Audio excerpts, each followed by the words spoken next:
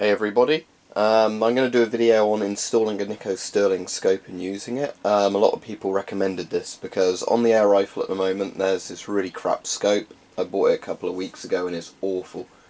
Basically, problem I've had with my Crosman Nitro Venom is it came with a Crosman Centerpoint scope, which is alright, it held at 0, but I found that once you used the variable zoom, when it wasn't at 4x zoom, it was always really blurry.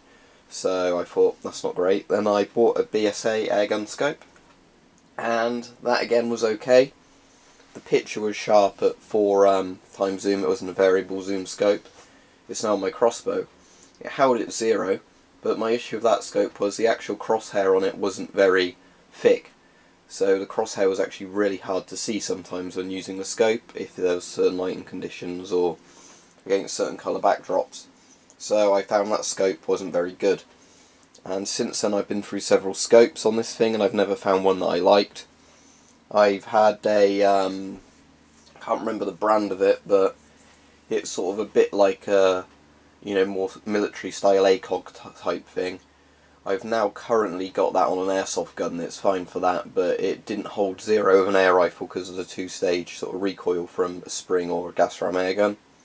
And then I put this thing on it, which is just so crap. The eye relief is awful, won't hold at 0, so I'm going to take this off and just see if I can put it for some other use. But anyway, let's get the Nikko Stirling scope out, because a lot of you recommended to me a Nikko Stirling. They said they're really good scopes, and you know, I want something that's going to work alright. So what we're going to do, put the Nikko Stirling scope on. Annoyingly, it only seems to have dovetail mounts in the box.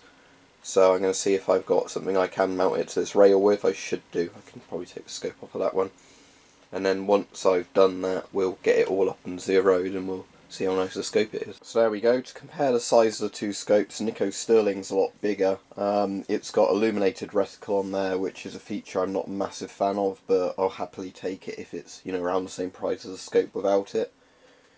You've got your variable zoom at the far right end of it, you know, nearer your eye. That goes from 4 to 12 times. Obviously 4 times is going to be the best picture. As you zoom in more it gets a bit blurrier, but depending on what you're aiming at, that can be fine. But what I really bought this for, which thanks to a few reviews on YouTube that were really good that mentioned about this, you've got your parallax adjustment or error adjustment sort of on the front. So you can set it to infinity to 15 yards. I've got it set to 15 yards for when I mount it. And the idea is that depending on what range you're shooting, you adjust that and the crosshair doesn't wander because the crosshair knows roughly where you're shooting. I'm not really into optics enough to be able to explain how that works, but I'm sure you can find a video that explains it somewhere. But ideally you want a scope that does that if you're not shooting it at 100 yards all the time. Right, after a lot of frustration I finally mounted to the scopes of a rifle. Basically the issue is they don't give you the right parts in there, they only give it you for a dovetail. And everybody uses 20mm now, it's sort of the standard thing, so it would have been nice if they'd included it.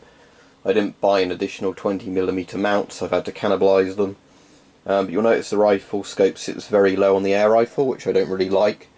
And that's because the Nikko Stirling ones are really high mounts, whereas these are quite low because they're normal sort of scope level mounts. So hopefully that won't cause any issues. So I'm finally going to get down to using the scope, so hopefully my frustration here ends, but I'm not very happy, you know, from the installation just because they can't give you like parts that are very, very cheap just for both air rifles. Like lots of really cheap scopes do that, but apparently they didn't see it fit to give you two types of scope mounts, which I think is a real shame. Now the scope should be all zeroed in, but I don't really know what to think of it. A lot of the shots keep going long as outliers. It seems to hold a group fine at a certain distance. I move the target back and then the group goes all over the place. I'm using these Diablo fields, which I don't like very much at the moment, so I'm going to grab a different load of pellets and see if they hold a better group.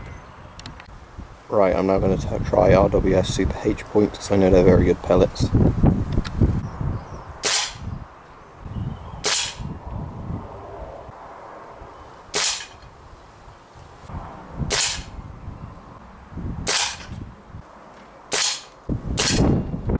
Now these will mostly seem to be going high and left. I'm going to just put the air rifle in a straight line to the spinning target and see if I can hit that at all, because if I can hit that then at least I know the crosshairs staying roughly in the same place.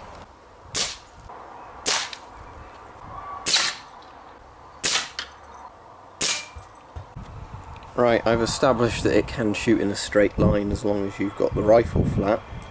So what I'm going to do is I'm going to have to buy some new mounts, I think, for it to get it at the right height. Maybe that's causing problems, and then try it again. But so far, it's not as good as everybody said when these Nikko Stirlings did, so I don't know. I'm getting really annoyed now. I just simply can't get a scope that works with this air rifle.